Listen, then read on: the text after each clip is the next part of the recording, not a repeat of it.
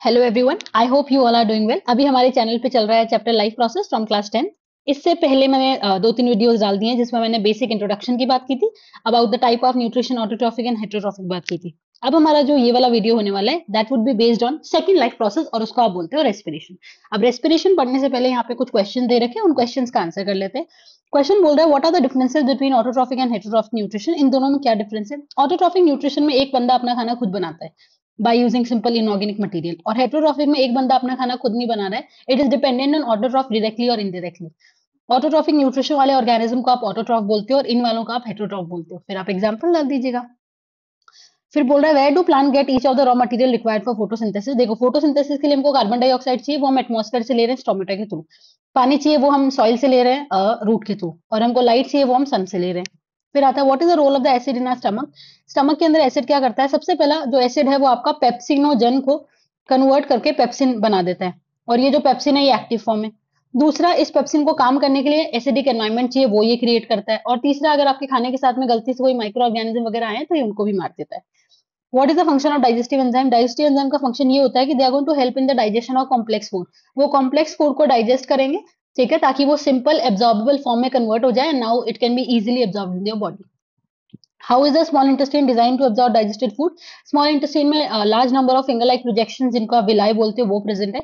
Villi ने भर भर के सरफेस एरिया इंक्रीज करा हुआ है so that more and more food can be absorb.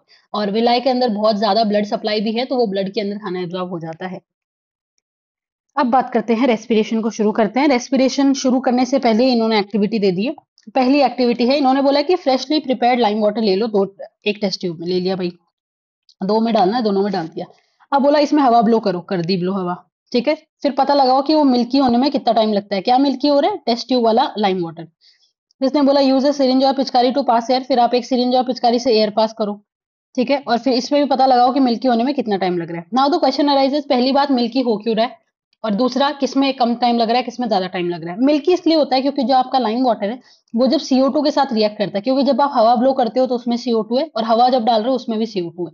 तो जब आपका CO2 लाइम वाटर के साथ रिएक्ट करता है तो कैल्शियम कार्बोनेट बनता है, और वो कैल्शियम कार्बोनेट की वजह से जो आपका लाइम वाटर है वो मिल्की हो जाता है। नाउ द क्वेश्चन अराइजेस, किसका जल्दी मिल्की होगा। जल्दी मिल्की उसका होगा जिसमें CO2 ज्यादा होगा। जब एक बंदा एक्सहेल करता है वो भर भर के CO2 निकालता है, तो the amount of CO2 that is exhaled वो बहुत ज्यादा है। तो ये वाला जो लाइम वाटर है वो जल्दी मिल्की हो जाएगा कंपेयर टू दिस। क्यों, क्योंकि ये हवा जा रही है, अब हवा में तो बाकी गैसेस भी है, तो CO2 का अमाउंट कंपैरेटिवली कम हो गया, और अगर कम हो गया तो इस लाइम वाटर को मिल्की होने में थोड़ा सा समय लगेगा। डन, ठीक है। अब आती है एक्टिविटी 6.5। इसने बोला है कि फ्रूट जूस या शुगर सोल्यूशन ले लीजिए और यीस्ट को डाल दीजिए, ठीक है, और इसको टेस्ट ट्यूब में डाल दो। डाल दिया, यीस्ट डाल दिया, फ्रूट जूस या फिर शुगर का सोल्यूशन, जो भी सोल्यूशन आपको लेना है वो डाल दिया, और एक आप टेस्ट ट्यूब लगा दो इससे, यू वाली, यू शेप की टेस्ट ट्यूब, और इसको पूरा प्रॉपर्ली कवर कर दो ताकि कोई और गैस ना आए ना जाए। और इसको कनेक्ट कर दो एक लाइम वाटर से भरी हुई टेस्ट ट्यूब से, ठीक है। फिर पता लगाओ कि इसको मिल्की होने में कितना टाइम लगता है। देखो होता क्या है, यीस्ट जो होता है वो ऑक्सीजन की एब्सेंस में रेस्पिरेशन करती है, और जब वो रेस्पिरेशन करती है तो वो CO2 बनाती है, और वो CO2 यहाँ से जाएगा, कहाँ से, यहाँ से जाएगा, और वो इस लाइम वाटर में जाएगा, और जब आपका लाइम वाटर CO2 के साथ कंबाइन करता है तो क्या बनता है, कैल्शियम कार्बोनेट, और उसकी वजह से ये पूरा क्या हो जाता है, मिल्की। इससे हमको क्या पता चला कि जब यीस्ट एस्पायर करती है तो वो क्या बनाती है, CO2 गैस बनाती है, बस हो गया। और वो जो रेस्पिरेशन का प्रोसेस है वो ऑक्सीजन की एब्सेंस में होता है, और उसमें CO2 बन रहा है, और उसमें इथेनॉल भी बनता है, इसको हम एल्कोहलिक फर्मेंटेशन बुलाते हैं। डन बेटा, चलो अब शुरू करते हैं। अब रेस्पिरेशन शुरू करने से पहले हमको दो शब्दों का मतलब समझना पड़ेगा, एक होता है ब्रीदिंग, एक होता है रेस्पिरेशन। आधी से ज्यादा जनता को लगता है कि ब्रीदिंग और रेस्पिरेशन सेम है, तो पहले तो वो डाउट क्लियर कर लेते हैं। ब्रीदिंग होता है, ब्रीदिंग ना ऐसे मानो एक फिजिकल प्रोसेस है जिसमें कुछ फिजिकल क्वांटिटी जैसे प्रेशर, वॉल्यूम, ये सब चेंज होता है, ठीक है। और रेस्पिरेशन ना एक केमिकल प्रोसेस है, ठीक है। जो ब्रीदिंग होता है उसमें कभी कोई एंजाइम इन्वॉल्व नहीं होता, ठीक है, और एनर्जी रिलीज भी नहीं होती है। ना तो ये आपको कोई एनर्जी दे रहा है ब्रीदिंग का प्रोसेस, ना ही कोई एंजाइम खुद यूज कर रहा है। और ब्रीदिंग ना लिमिटेड ऑर्गन्स तक ही रहती है। वहीं पे अगर मैं रेस्पिरेशन की बात करूं, उसमें भर भर के एंजाइम्स यूज होते हैं, इसमें भर भर के एनर्जी रिलीज होती है, और ये आपकी बॉडी के हर सेल में होता है। अगर मैं बात करूं ब्रीदिंग में एग्जैक्टली होता क्या है, ब्रीदिंग में दो स्टेप होते हैं, एक होता है आपका इनहेलेशन और एक होता है आपका एक्सहेलेशन। इनहेलेशन माने हवा अंदर लेना, और एक्सहेलेशन माने हवा बाहर निकालना। तो सिर्फ हवा को अंदर लेने का प्रोसेस और हवा को बाहर निकालने का प्रोसेस, वही ब्रीदिंग है। फिर जब आप हवा अंदर लेते हो तो उसमें हमने ऑक्सीजन भर भर के लिए, अब वो ऑक्सीजन ना ब्लड एक एक सेल को डिलीवर करता है। फिर वो ऑक्सीजन की प्रेजेंस में आपका सेल खाने को और तोड़ता है, जैसे मान लो ग्लूकोज है, इसको ऑक्सीजन की प्रेजेंस में हमने तोड़ा और हमने बना लिया CO2, H2O और एनर्जी। ये जो रिएक्शन हुई है ये रेस्पिरेशन है भाई। ठीक है, तो कहने का मतलब क्या है कि रेस्पिरेशन एग्जैक्टली है क्या? रेस्पिरेशन एक केमिकल प्रोसेस है, एक केमिकल रिएक्शन है जिसमें खाने को तोड़ा जाता है ऑक्सीजन की प्रेजेंस में और फिर एनर्जी बनाई जाती है। तो एनर्जी बनाने का प्रोसेस जो है वही रेस्पिरेशन है। तो अगर ये केमिकल रिएक्शन है तो एंजाइम तो इन्वॉल्व होंगे, और एनर्जी बना रहे हो तो एनर्जी रिलीज भी होगी, और वो जो एनर्जी रिलीज हुई है उसको हम स्टोर कर लेंगे in the form of ATP. बाकी हम डिटेल आगे पढ़ेंगे। ठीक है, ओके। अब आता है ये वाला पैराग्राफ, इस पैराग्राफ को हम एक एक करके डील करते हैं। ठीक है, होता क्या है, मैंने अभी आपको बताया कि रेस्पिरेशन एग्जैक्टली क्या है? एक ऐसा प्रोसेस है जिसमें आपने खाने को तोड़ के एनर्जी रिलीज करी है। करेक्ट, वही रेस्पिरेशन है। अब रेस्पिरेशन दो तरीके का होता है बेटा, एक होता है एरोबिक रेस्पिरेशन, एक होता है एनारोबिक रेस्पिरेशन। एरोबिक रेस्पिरेशन वो रेस्पिरेशन है बेटा जी जिसमें ऑक्सीजन रिक्वायर्ड होता है, और एनारोबिक वो रेस्पिरेशन है जिसमें ऑक्सीजन रिक्वायर्ड नहीं होता। एरोबिक में क्योंकि आपने इसको ऑक्सीजन दिया है तो ये भी आपको बढ़िया काम करके देगा, तो ये ग्लूकोज को पूरा तोड़ देता है। ऑक्सीजन की प्रेजेंस में अगर आप रेस्पिरेशन करोगे glucose will be completely broken down. ठीक है, और अगर आप ऑक्सीजन की एब्सेंस में रेस्पिरेशन करते हो तो ग्लूकोज को हम कंप्लीटली ब्रेक नहीं कर पाएंगे क्योंकि ऑक्सीजन की कमी रह गई है। अगर यहाँ पे ग्लूकोज कंप्लीटली टूटा है तो एनर्जी भी ज्यादा बनेगी, और अगर यहाँ पे ग्लूकोज इनकम्प्लीटली टूटा है तो एनर्जी भी कम बनेगी। तो अगर हम देखा जाए ना तो एरोबिक में हमको 36 या 38 एटीपी मिलते हैं, और वहीं पे एनारोबिक में हमको 2 एटीपी मिलते हैं। एरोबिक रेस्पिरेशन में जब आप ग्लूकोज को पूरा तोड़ते हो तो आप अंत में बनाते हो CO2, H2 और एनर्जी। और जब हम इसको इस वाले के अंदर जब ग्लूकोज को तोड़ते हैं तो दो चीजें बन सकती है, या तो बने लैक्टिक एसिड और एनर्जी, और या फिर बने इथेनॉल, CO2 और एनर्जी। तो कुछ भी बन सकता है। अगर लैक्टिक एसिड बनेगा तो आप उसको बोलोगे लैक्टिक एसिड फर्मेंटेशन, और अगर अल्कोहल बनेगा तो उसको आप बोलोगे अल्कोहलिक फर्मेंटेशन। इतना क्लियर हुआ? यहां तक डन है? ये वाली पूरी बात अभी पीछे जस्ट डिस्कस करते हैं। ये देखो, अब ये दे रखा है कि भाई साहब ग्लूकोज किस किस तरीके से टूट सकता है। बहुत इंपॉर्टेंट है ये, अगर मैं बोर्ड के लेवल की बात करूं तो। मान लो आपने एक एक सेल को आपके जो ब्लड ने ग्लूकोज डिलीवर करवा दिया। ठीक है, हम सिर्फ ग्लूकोज की बात क्यों कर रहे हैं, बाकी चीजें भी तो टूटती है। बिल्कुल सही है, बाकी चीजें टूटती है, पर ये सबसे ज्यादा फेवर किया जाता है। अगर ये किसी सेल के पास है तो वो सबसे पहले इसी को तोड़ेगा। तो ग्लूकोज है 6 कार्बन का मॉलिक्यूल, किसी भी सेल के साइटोप्लाज्म में बिना ऑक्सीजन के, वापस सुनना, बिना ऑक्सीजन के हम ग्लूकोज को कन्वर्ट करते हैं पायरुवेट के अंदर। ठीक है, ग्लूकोज में 6 कार्बन होते हैं, पायरुवेट में 3 कार्बन होते हैं, तो हम ऐसे 2 मॉलिक्यूल बना लेंगे। तो आप अगर चाहो, ठीक है, तो आप चाहो क्या बनता ही है, आप पायरुवेट के 2 मॉलिक्यूल बनाते हो। ठीक है, और पायरुवेट क्या है, 3 कार्बन का मॉलिक्यूल है, और इसके साथ हम एनर्जी भी बनाते हैं। ये जो स्टेप है जिसमें आपने ग्लूकोज को तोड़ दिया है इसको हम बोलते हैं ग्लाइकोलिसिस। ग्लाइको माने ग्लूकोज, लाइसिस माने तोड़ना। तो ग्लूकोज को तोड़ने के स्टेप को आपने क्या बोला, ग्लाइकोलिसिस। और ये वाला स्टेप में ऑक्सीजन रिक्वायर्ड नहीं होती, और ये कहाँ होता है, साइटोप्लाज्म में। ये स्टेप सबके लिए कॉमन है, चाहे आप एरोबिक रेस्पिरेशन कर रहे हो चाहे आप एनारोबिक रेस्पिरेशन कर रहे हो, हर बंदा ये वाला स्टेप करता ही करता है। अब इसके बाद में कहानी अलग हो जाती है। इसके बाद में यीस्ट अलग काम करता है, मसल सेल अलग काम करते हैं, और माइटोकॉन्ड्रिया में अलग काम होता है। तो पहले हम बात करते हैं यीस्ट की। यहां तक तो कॉमन है भाई साहब, यहां तक तो ये तीनों जगह पे होगा। इसके बाद में पायरुवेट को अगर ऑक्सीजन नहीं मिलती है, जो कि ईस्ट में होता है, ऑक्सीजन नहीं मिलती, तो वहां पे बनता है इथेनॉल, जो कि एक 2 कार्बन का मॉलिक्यूल है, कार्बन डाइऑक्साइड और एनर्जी। और एनर्जी बहुत कम है, 2 एटीपी।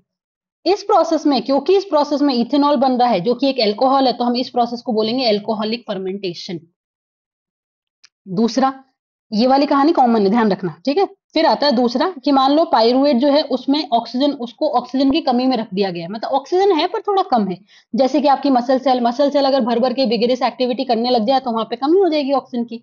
तो बनता है लैक्टिक एसिड, जो कि एक 3 कार्बन का मॉलिक्यूल है, और एनर्जी। सही है ना? और इस प्रोसेस में जिसमें लैक्टिक एसिड बनता है उसको आप क्या बोलते हो, लैक्टिक एसिड फर्मेंटेशन।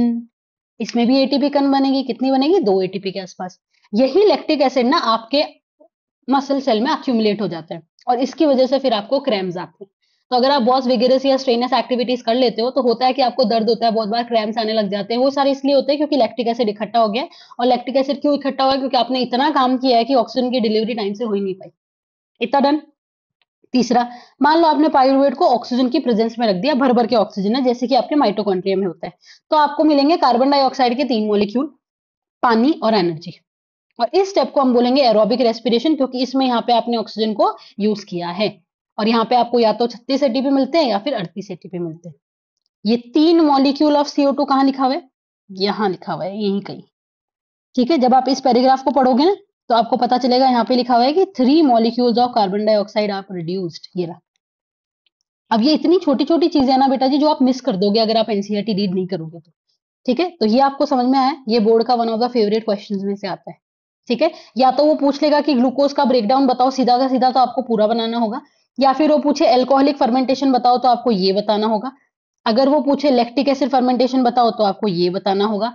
अगर वो पूछे एरोबिक रेस्पिरेशन बताओ तो आपको ये बताना होगा। और अगर वो बोले ग्लूकोज किस किस तरीके से टूटता है तो आपको पूरा बताना है। और अगर वो बोले सिर्फ ग्लाइकोलिसिस बताओ तो आपको ये बताना है। समझ में आया इतना? ठीक है, ये सारी बातें इस पैराग्राफ में और इस पैराग्राफ में दे रखी है, जो मैंने आपको फ्लो चार्ट में समझा दी है।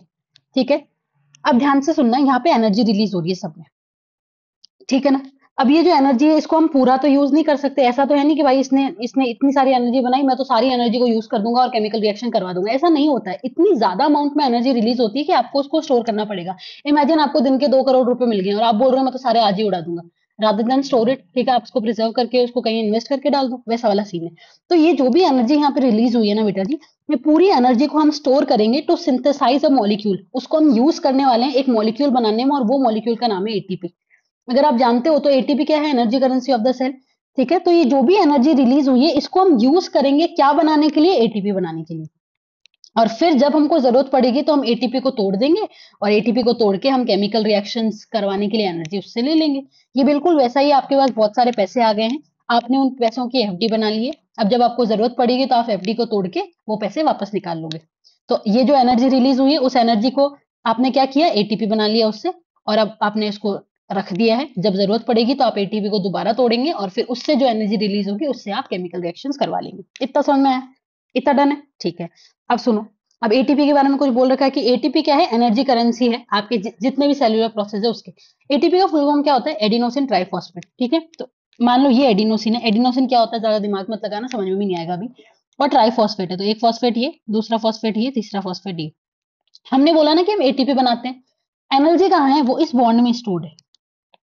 तो जब भी आपको जरूरत पड़ती है ना एनर्जी की, तो आप ये बॉन्ड तोड़ते हो। तो मान लो मैंने ये पहला बॉन्ड तोड़ दिया, मतलब मैंने एक फॉस्फेट हटा दिया, तो अब क्या बच गया मेरे पास? दो फॉस्फेट बच गए। तो अब ये जो मॉलिक्यूल बना है इसको मैं बोलूंगी एडीपी, एडिनोसिन डाइफॉस्फेट। जब तीन थे तो क्या बोला मैंने? Adenosine triphosphate. अब मेरे पास दो है तो मैं क्या बोलूंगी? Adenosine diphosphate. अगर मेरे पास एक और तोड़ दूं मैं, मान लो ये 3 फॉस्फेट थे, इसमें से मैंने ये भी तोड़ दिया और ये भी तोड़ दिया, अब एक ही बचा, तो मैं बोलूंगी एडिनोसिन मोनोफॉस्फेट। तो आप जितने बॉन्ड तोड़ोगे आपको उतनी एनर्जी मिलती जाएगी।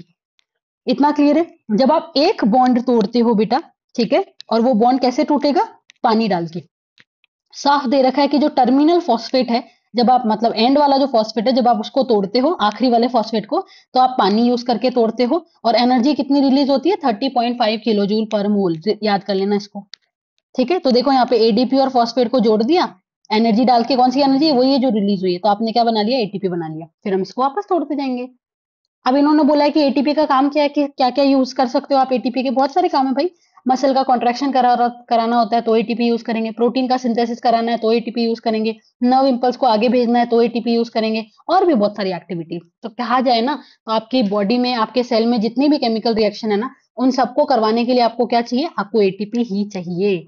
इतना समझ में आ गया? यहाँ तक क्लियर है? ठीक है, तो ये वाला जो येलो बॉक्स है बेटा जी, ये आपको छोड़ना नहीं है। ठीक है, पूरी साइंस की किताब में कोई भी येलो बॉक्स हमको नहीं छोड़ना है, क्योंकि आजकल येलो बॉक्स से क्वेश्चन आते हैं। तो आप कोई भी येलो बॉक्स को स्किप नहीं करेंगे। वैसे मैं आपको सारे येलो बॉक्स पढ़ा रही हूँ। ठीक है, इतना डन है बेटा? चलो, अब हम आगे बढ़ेंगे। यहाँ तक क्लैरिटी है? तो ये पेज डन, ये पेज डन, और अब आते हैं इस पेज पे। अब इन्होंने बोला है कि एरोबिक रेस्पिरेशन जो होता है वो तो ऑक्सीजन पे डिपेंडेंट है। ठीक है, तो ऑक्सीजन लेने का तरीका वरीका क्या है भाई? ठीक है, तो पहले हम प्लांट की बात करते हैं। इन्होंने बोला प्लांट अलग अलग तरीके से रेस्पायर करता है। ठीक है, प्लांट के पास में स्टोमेटा होते हैं, वो तो लीव्स के ऊपर होते हैं, वहां से गैसेस एक्सचेंज होता है। उसके अलावा प्लांट की स्टेम के ऊपर जो सी बार्क होती है, उसके ऊपर लेंथ शेप की ओपनिंग्स होती है, उनको आप बोलते हो लेंटिसेल्स। उनसे भी वो कर सकता है। ठीक है, उसके बाद में उसका जो जनरल बॉडी सरफेस है उससे भी कर सकता है। ठीक है, तो अगर मैं जनरल बॉडी सरफेस की बात करूं, तो जनरल बॉडी सरफेस से क्या करेगा? डिफ्यूजन करेगा। ठीक है, तो कहने का मतलब है जब भी आप प्लांट की बात करोगे, प्लांट कौन सा प्रोसेस परफॉर्म करता है? डिफ्यूजन परफॉर्म करता है। और वो डिफ्यूजन के प्रोसेस से ही वो अपनी गैसेस को एक्सचेंज करना उसके लिए इजी हो जाता है। तो आप यहाँ पे तीन चीजें याद रखोगे। एक होता है स्टोमेटा, दूसरा होता है लेंटिसेल्स, और तीसरा होता है जनरल बॉडी सरफेस। तो ये तीनों चीजों से वो रिस्पायर कर सकता है। यहाँ तक डन? ठीक है, अब यहाँ पे बहुत प्यारी बात लिखी हुई है कि जो डिफ्यूजन का डायरेक्शन है वो किस पे डिपेंड करता है। अब ये कोई नहीं बताता है तुम्हें, ठीक है, पर यहाँ चुपके से दे रखी है, कल को क्वेश्चन आ जाएगा कि direction of diffusion depends on, तो बोलेंगे हमको पढ़ाया नहीं, सब कुछ लिखा हुआ है एनसीईआरटी में। ठीक है, तो डिफ्यूजन का जो डायरेक्शन है वो किस पे डिपेंड करता है, दो चीजों पे डिपेंड करता है। पहला, एनवायरमेंटल कंडीशन कैसी है, और दूसरा प्लांट की रिक्वायरमेंट क्या है। तो आपकी एनवायरमेंटल कंडीशन कैसी है और प्लांट क्या चाहता है, उसके हिसाब से डिफ्यूजन का डायरेक्शन डिसाइड होता है।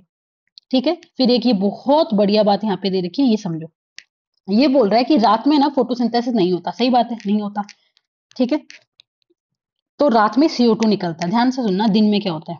दिन में आप क्या कराते हो बेटा जी, डे टाइम में आप फोटोसिंथेसिस कर रहे हो, तो आपको क्या चाहिए, CO2 चाहिए, और आपको चाहिए पानी, और इससे आप बना देते हो ग्लूकोज और ऑक्सीजन।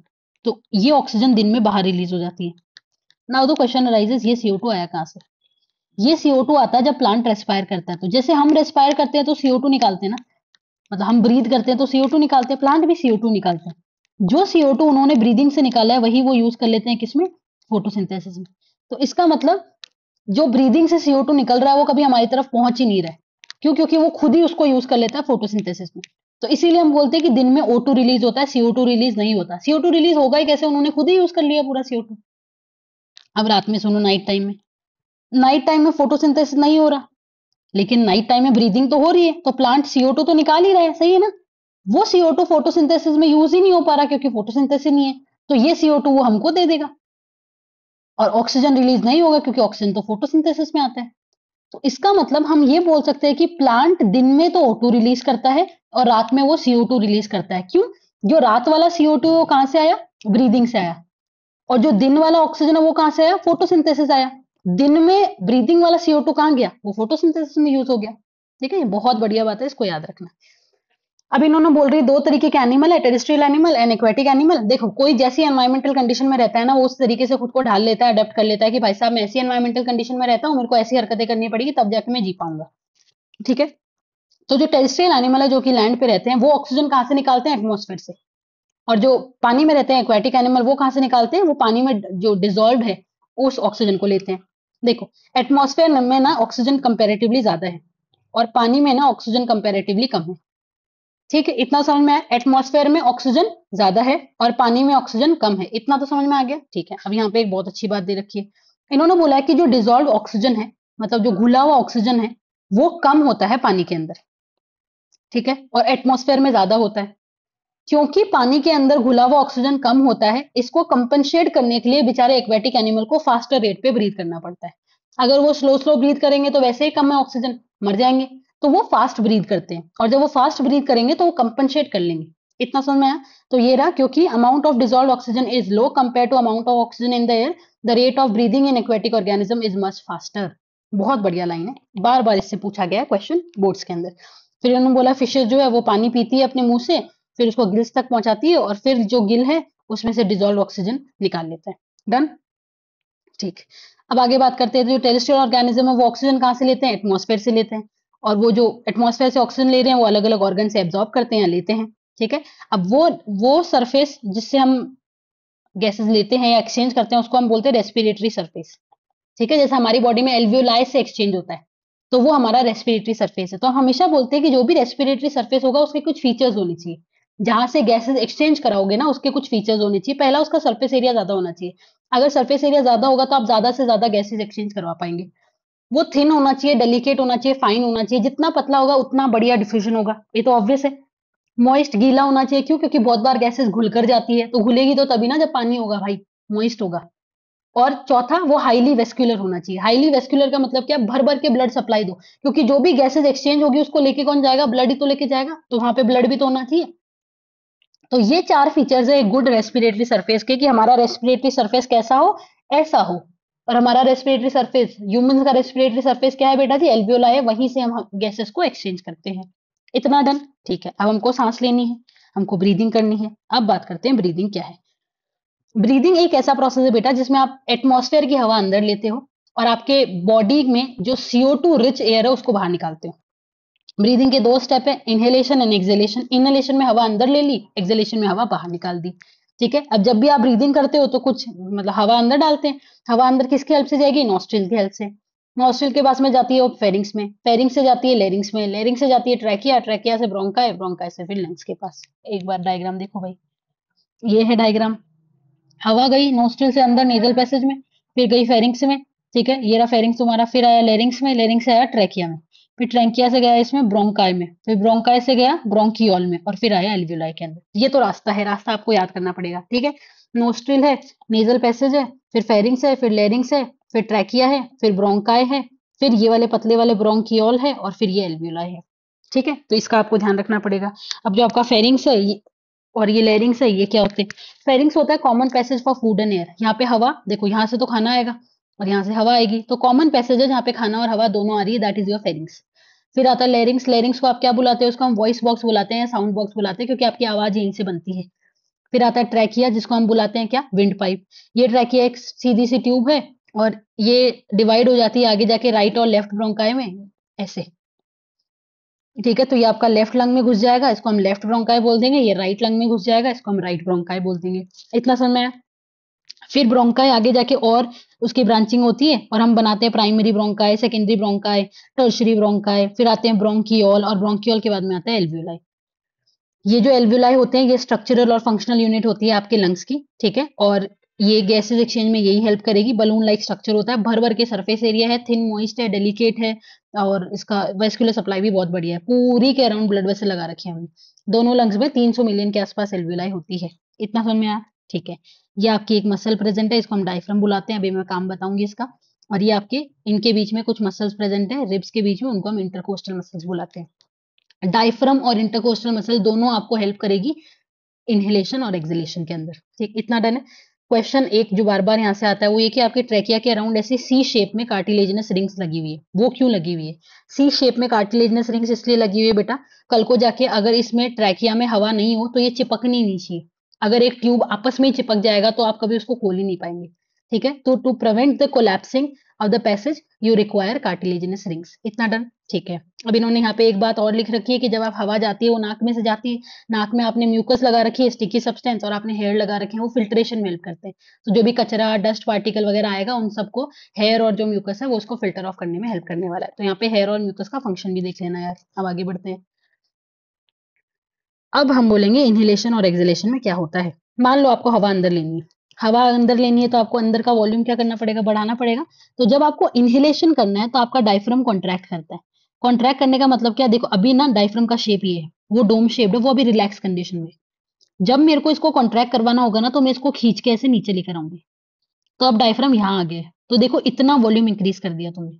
तो तुमने क्या कर दिया है, इस कैविटी का जिसमें लंग्स प्रेजेंट होते हैं उसको हम थोरेसिक कैविटी बोलते हैं, ठीक है, उसका वॉल्यूम इंक्रीज कर दिया है। इतना समझ में आया? वापस सुनना। डायफ्राम को क्या कर दिया तुमने? कॉन्ट्रैक्ट कर दिया। कॉन्ट्रैक्शन के लिए एटीपी चाहिए, ठीक। जैसे डायफ्राम कॉन्ट्रैक्ट हुआ वो फ्लैट हो गया। फ्लैट होते ही इस पूरी कैविटी का वॉल्यूम क्या हो गया? इंक्रीज हो गया। वॉल्यूम इंक्रीज होते ही ना बेटा प्रेशर कम हो जाता है, ठीक है। इन दोनों का इनवर्सली प्रोपोर्शनल रिलेशनशिप है। प्रेशर कम हो गया, अंदर प्रेशर क्या है? कम, और एटमॉस्फेयर में प्रेशर क्या है? ज्यादा। तो आपकी कोई भी गैस हमेशा कहां से कहां मूव करती है? Higher pressure area to lower pressure area. तो हाइयर प्रेशर एरिया कहां पे है? एटमॉस्फेयर में, वहां से हवा अंदर आ जाएगी। समझ में आया? डायफ्राम कॉन्ट्रैक्ट हुआ, फ्लैट हो गया, थोरेसिक कैविटी का वॉल्यूम इंक्रीज हो गया, प्रेशर क्या हो गया? लंग्स में कम हो गया, अंदर प्रेशर कम, बाहर प्रेशर ज्यादा, हवा विल मूव फ्रॉम बाहर टू अंदर, हवा अंदर आ गई। इसका उल्टा करा दो एक्सप्रेशन। भाई मेरे को डायफ्राम को यहाँ फ्लैट नहीं करना है, वापस मैं यहाँ पहुंचा दूंगी डायफ्राम को। तो डायफ्राम को मैंने क्या कर दिया? वापस रिलैक्स कर दिया, वो वापस डोम शेप हो गया। थोरेसिक कैविटी का वॉल्यूम क्या हो गया? कम, तो प्रेशर क्या हो गया? ज्यादा, अंदर प्रेशर ज्यादा, बाहर प्रेशर कम, हवा विल मूव फ्रॉम अंदर टू बाहर, हो गया एक्सप्रेशन। अब मान लो तुम एल्वियोलाई तक, यहां तक तुम ले आए तुम्हारी गैसेस। अब क्या होगा? पूरी एल्वियोलाई के अराउंड हमने ऐसे ब्लड वेसल्स लगा रखे हैं, ठीक है। तो अगर आपको याद हो, नहीं याद है, तुम बाद में पढ़ेंगे। एक आर्टरी है बेटा जो ब्लड लेकर आती है तुम्हारे एल्वियोलाई पे। कैसा ब्लड? CO2 रिच ब्लड, जिसमें भर भर के CO2, और किसने डाला है CO2? सेल्स ने। और जब हमको एक्सचेंज करना होता है तो यहाँ पे हम एक पतला पतला नेटवर्क बना लेते हैं जिसको हम कैपिलरी बुलाते हैं, ठीक है। ये कैपिलरी से हम CO2 तो दे देंगे एल्वियोलाई को कि भाई साहब अपना CO2 पकड़ो और बाहर निकालो, और ये एल्वियोलाई इसको दे देगा O2। तो यहाँ पे कैपिलरी वाले जगह पे एक्सचेंज हो जाता है, ठीक है। और अब ये जो ब्लड है वो कैसा बन गया? O2 rich blood. तो इस तरीके से एल्वियोलाई वाली जगह पे एक्सचेंज ऑफ गैसेस होता है। कैसे होता है? जो CO2 था वो तो हम एल्वियोलाई को दे देते हैं, और जो ऑक्सीजन था वो हम खुद रख लेते हैं। तो जो आपका डीऑक्सीजनेटेड ब्लड था, CO2 रिच ब्लड था, अब वो कैसा हो गया? O2 रिच ब्लड, मतलब ऑक्सीजनेटेड ब्लड। इतना समझ में आया? डन, ठीक है। अब एक और बात जो यहाँ पे दे रखी है वो ये है कि जब भी आप ब्रीद कर रहे हो, ठीक है, तो आप हवा अंदर लेते हो, हवा बाहर करते हो, लेकिन हमेशा, चाहे आप फोर्सफुल ब्रीदिंग कर लो, पर हमेशा there is always some amount of हवा जो हमेशा आपके लंग्स में रहेगी, उसको आप रेजिडुअल वॉल्यूम बुलाते हो। ये रेजिडुअल वॉल्यूम जो है ये क्यों जरूरी है, क्योंकि ताकि आपको बराबर टाइम मिल जाए ऑक्सीजन को एब्जॉर्ब होने के लिए और कार्बन डाइऑक्साइड को रिलीज होने के लिए, खाली नहीं होना चाहिए। ठीक है, तो रेजिडुअल वॉल्यूम मेक श्योर करता है कि आपके लंग्स में हमेशा थोड़ा बहुत वॉल्यूम रहे, ताकि आपको सफिशिएंट टाइम मिल जाए ऑक्सीजन को एब्जॉर्ब करने का और कार्बन डाइऑक्साइड को रिलीज करने का। Very very important line. ठीक है, अब इन्होंने बोल रखा है कि जो एनिमल्स होते हैं, बड़े बड़ी बॉडी हो गई है उनकी, तो डिफ्यूजन प्रेशर अकेला उनको ऑक्सीजन को डिलीवर नहीं कर सकता, तो हमको कोई बंदा चाहिए जो हमारा ऑक्सीजन लेके जाए। उस बंदे का नाम है रेस्पिरेटरी पिगमेंट, और हमारे लिए वो बंदा है ब्लड। ब्लड के अंदर जो स्ट्रक्चर है उसको हम हीमोग्लोबिन बोलते हैं। हीमोग्लोबिन एक प्रोटीन है, एग्जैक्टली तो ये है वो डिलीवरी बॉय। ये हीमोग्लोबिन जो है ये एक आयरन कंटेनिंग प्रोटीन है। ठीक है, ये आरबीसी में मिलता है रेड ब्लड सेल के अंदर, और ये है जो तुम्हारी गैसेस को लेके जाएगा और लेकर आएगा। ठीक है, तो हमको हमेशा एक रेस्पिरेटरी पिगमेंट जिसको हम हीमोग्लोबिन बोलते हैं उसकी जरूरत पड़ेगी, और वो हमारे आरबीसी के अंदर होता है। ठीक है, तो एक तो हमारा हीमोग्लोबिन जो है वो ऑक्सीजन और CO2 को डिलीवर करेगा, और दूसरा हमारी जो गैसेज है वो घुलकर भी जाती है। ठीक है, अगर हम देखें तो कार्बन डाइऑक्साइड की सॉल्युबिलिटी थोड़ी सी ज्यादा होती है पानी में, 20 से 25 टाइम ज्यादा, और ऑक्सीजन की जो सॉल्युबिलिटी है वो थोड़ी सी कम होती है। ठीक है, तो सॉल्युबिलिटी की अगर हम बात करें, तो अगर पूछा जाए क्वेश्चन, तो carbon dioxide is more soluble. Clear हुआ बेटा? ठीक है, तो फिर एक येलो बॉक्स दे रखा है। येलो बॉक्स में दे रखा है कि जो एल्वियोलाई का जो सरफेस है, ठीक है, अगर हम उसको खोल दें, ठीक है, तो उसका 80 मीटर स्क्वायर ये इतना सरफेस एरिया निकलेगा, जो कि बहुत बड़ा है। इसका मतलब हमने एल्वियोलाई का गजब ही सरफेस एरिया बढ़ा रखा है। ठीक है, फिर उन्होंने बोल रखा है कि डिफ्यूजन जो एक बहुत स्लो प्रोसेस है। अगर हमने डिफ्यूजन को ही दे दिया कि ले भाई तू ही कर सारा काम, हमारे पास हीमोग्लोबिन नहीं है, तो वो इतना स्लो प्रोसेस है कि आपको 3 साल लगेंगे अगर आपको एक मॉलिक्यूल पहुंचाना है अपने टोज से लंग्स तक। भाई साहब इतना स्लो है, हम तो मर ही जाएंगे। ठीक है, इसको देख लेना। ठीक, फिर ये कुछ क्वेश्चंस है। बोल रहा है what advantage over N aquatic organism does a terrestrial organ. Terrestrial organism को हवा कहाँ से निकालनी होती है, ऑक्सीजन कहाँ से निकालना होता है, एटमॉस्फेयर से। भर भर के आराम से निकालो। लेकिन बेचारे एक्वेटिक वालों को कहाँ से निकालना होता है, डिजोल्व फॉर्म में पानी से। उनके लिए थोड़ा मुश्किल हो जाता है, उनको फास्टर ब्रीथ करना पड़ता है। फिर उन्होंने बोला ग्लूकोज कैसे कैसे ऑक्सीडाइज होगा, ये पूरा बता देना भाई, जो अभी हमने पीछे पढ़ा था, ये वाला पूरा बताना है इसमें। ठीक है, फिर आगे हम बात करते हैं। नेक्स्ट क्वेश्चन क्या है? नेक्स्ट क्वेश्चन है how is oxygen and carbon dioxide transported. दो तरीके से, एक तो घुल के जाएगा डिजोल्व फॉर्म में, और दूसरा जाएगा हीमोग्लोबिन की हेल्प से। फिर इन्होंने बोल रखा है लंग्स कैसे डिजाइंड है। लंग्स में एल्वियोलाई होती है, जिनका सरफेस एरिया बहुत है, वेस्क्यूलर बहुत है, फाइन है, और ब्लड सप्लाई अच्छी है इनकी। ठीक है, और मॉइस्ट होते हैं। ठीक है, ये सारी बातें आपको यहाँ लिखनी पड़ेगी। ठीक है, चलो भाई चैप्टर हमारा डन हो गया। अब जो अगला वीडियो होगा that would be based on transportation. ठीक है, दैट्स इट, थैंक यू।